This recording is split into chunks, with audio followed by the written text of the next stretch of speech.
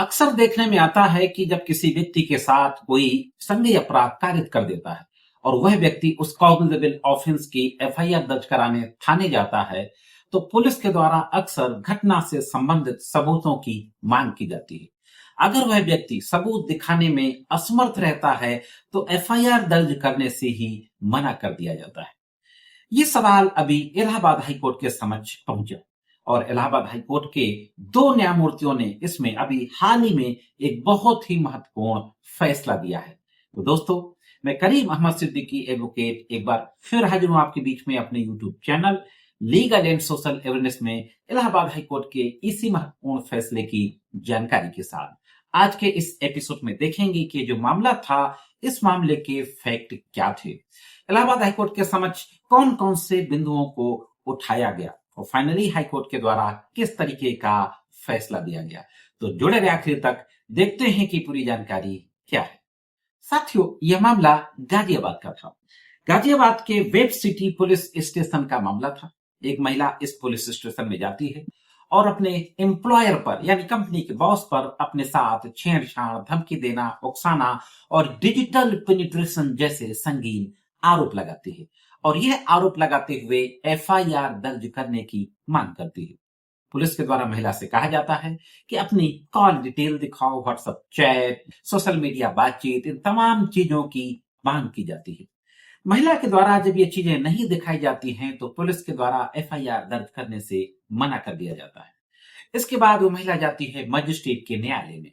Section 173(4) BNSS के तहत magistrate के न्यायालय में एक एप्लीकेशन दायर की जाती है। फाइनली पुलिस से रिपोर्ट मांगने के बाद मजिस्ट्रेट के न्यायालय के द्वारा एफआईआर का आदेश दे दिया जाता है। एफआईआर दर्ज होती है और मामले में इन्वेस्टिगेशन शुरू होता है। इन्वेस्टिगेशन के दौरान ही आरोपी जिसके खिलाफ एफआईआर दर्ज हुई थी, वो पहुंच जाता है इलाहाबाद हाईकोर्ट। तो देखते हैं कि इलाहाबाद हाईकोर्ट में क्या होता है। यह जो मामला था दोस्तों, Arpit Gupta versus state of UP case की पूरी डिटेल आपके स्क्रीन पर है। इस मामले में जो आर्गुमेंट किया जाता है आरोपी की ओर से, वो यह कहा जाता है कि ये वसूली की कोशिश करती थी, एक्सटॉर्शन करती थी और एक्सटॉर्शन को लेकर उस महिला के ऊपर पहले से एक एफआईआर दर्ज कराई गई थी। यह जो इसने आरोप लगाए हैं, ये सारे आरोप झूठे हैं और एक्सटॉर्शन करने के लिए ही लगाए गए हैं। वहीं दूसरी तरफ जो कंप्लेनेंट के एडवोकेट थे और जो सरकार के एडवोकेट थे, उनके द्वारा इसका विरोध किया जाता और कहा जाता है कि मामला गंभीर है, संगीन मामला है, महिला अपराधों से जुड़ा हुआ मामला है और इस मामले में अभी विवेचना चल रही है। शुरुआती दौर में सबूतों की बातचीत नहीं की जा सकती। इलाहाबाद हाईकोर्ट के न्यायमूर्ति जस्टिस चंद्रधारी सिंह, जस्टिस तरुण सक्सेना की बेंच इस मामले की सुनवाई कर रही थी। न्यायमूर्तियों के द्वारा बहुत महत्वपूर्ण बात कही जाती है। दोनों न्यायमूर्तियों के द्वारा यह कहते हुए एफआईआर रद्द करने से इनकार कर दिया जाता है कि विवादित तथ्यात्मक आरोपों की जांच अभी बाकी है। शुरुआत में ही कुछ नहीं कहा जा सकता है कि सही है कि गलत। कोर्ट ने जोर देकर कहा कि इन आरोपों की जांच की आवश्यकता है। अनुच्छेद 226 के तहत कार्यवाही में इसका निर्णायक रूप से निर्धारण नहीं किया जा सकता। कोर्ट ने गौर किया कि आरोप केवल इलेक्ट्रॉनिक संचार तक सीमित नहीं थे, बल्कि इनमें नियोक्ता के केबिन में कथित शारीरिक हरकतें, यात्रा के दौरान कथित छेड़छाड़, धमकियां और रोजगार संबंध का कथित दुरुपयोग भी शामिल था। बहुत गंभीर आरोप थे, इन दोनों न्यायमूर्तियों ने कहा। बेंच ने कहा, शुरुआती चरण में चैट या रिकॉर्डिंग का ना होना यह साबित नहीं करता कि आरोप झूठे हैं। बहुत महत्वपूर्ण बात कही कि अगर कोई चैट नहीं है, सोशल मीडिया की कोई बातचीत नहीं है, इसका मतलब यह नहीं कहा जा सकता कि आरोप झूठे हैं। कोर्ट ने आगे कहा कि एफआईआर दर्ज होने के बाद जांच agency call detail record, location record, subscriber विवरण और अन्य इलेक्ट्रॉनिक सबूत इकट्ठा करती हैं। मतलब सीधा सा मतलब था कोर्ट का कि ये तो इन्वेस्टिगेटिंग एजेंसी, इन्वेस्टिगेटिंग ऑफिसर का काम है कि इन सारी चीजों को ड्यूरिंग द इन्वेस्टिगेशन कलेक्ट करे।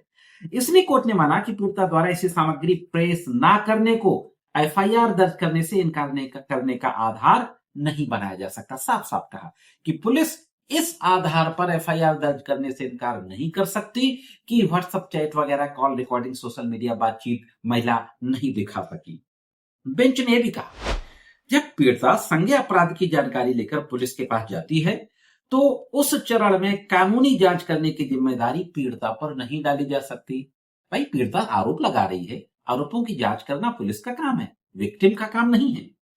कोर्ट ने ललिता कुमारी वर्सेस स्टेट ऑफ यूपी 2013 का बहुत लैंडमार्क जजमेंट था, उसका हवाला दिया सुप्रीम कोर्ट का, और हवाला देते हुए कहा कि अगर जानकारी से किसी संज्ञेय अपराध का पता चलता है तो एफआईआर दर्ज करना जरूरी है। ललिता कुमारी में सुप्रीम कोर्ट ने कहा था कि अगर एप्लीकेशन में लिखे गए फैक्ट्स से कॉग्निजेबल ऑफेंसेस डिस्क्लोज हो रहे हैं तो एफआईआर दर्ज करनी पड़ेगी। कोर्ट ने निहार का इंफ्रास्ट्रक्चर प्राइवेट लिमिटेड बनाम महाराष्ट्र राज्य के मामले का भी उल्लेख किया और दोहराया कि पुलिस के पास संज्ञेय अपराधों की जांच करने का कानूनी अधिकार और कर्तव्य है।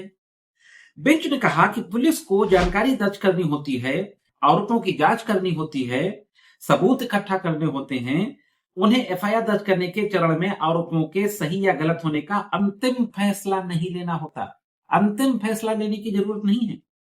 पुलिस का कर्तव्य है कि वो शिकायत ले संज्ञेय अपराध न होने पर एफआईआर दर्ज, संज्ञेय अपराध होने पर एफआईआर दर्ज करे, निष्पक्ष जांच करे, जांच का नतीजा सक्षम अदालत के सामने रखे, आरोपों की सच्चाई, गवाहों की विश्वसनीयता, सबूतों की स्वीकारता और पर्याप्तता और आरोपी के दोषी या निर्दोष होने के बारे में अंतिम फैसला आपराधिक अदालत के द्वारा किया जाएगा। बहुत महत्वपूर्ण बात कही दोस्तों। कोर्ट ने एक और बात अंत में कही, यह समझना मुश्किल है कि जब शिकायतकर्ता महिला ऐसे आरोपों के साथ संबंधित पुलिस स्टेशन गई, यानी जब महिला छेड़छाड़ और यौन अपराधों की शिकायत लेकर के संबंधित पुलिस स्टेशन गई जिनसे पहली नजर में ही संज्ञेय अपराध का पता चलता था, तो पुलिस ने एफआईआर दर्ज क्यों नहीं की। पुलिस पे गंभीर सवाल उठाया गया यहां पर हाईकोर्ट के द्वारा। नतीजतन कोर्ट ने उत्तर प्रदेश पुलिस महानिदेशक को निर्देश दिया और पूछा कि इस मामले की जांच करें कि एफआईआर दर्ज क्यों नहीं की गई, और आरोपी की जो एफआईआर निरस्त करने की जो याचिका थी उसको निरस्त कर दिया गया। और फाइनल कोर्ट ने प्रिंसिपल लेट डाउन कर दिया कि शुरुआत में ही आरोपों के समर्थन में व्हाट्सएप चैट, कॉल रिकॉर्डिंग या अन्य सबूत पेश करने की जरूरत नहीं है। तो अगर पुलिस आपसे कहती है एफआईआर लिखाते समय की घटना से संबंधित सबूत दें, यह कह करके पुलिस मना नहीं कर सकती। आप कह सकते हैं कि सबूत आपको विवेचना के दौरान इकट्ठे करते हैं। यह थी दोस्तों एफआईआर के संबंध में एक और महत्वपूर्ण जानकारी। कैसे लगी कमेंट्स करके जरूर बताएं। आज के एपिसोड में सिर्फ इतना ही। मिलते हैं किसी अन्य वीडियो में कानूनी जानकारियों के साथ। तब तक महत्वपूर्ण कानूनी जानकारी के लिए देखते रहें लीगल एंड सोशल अवेयरनेस।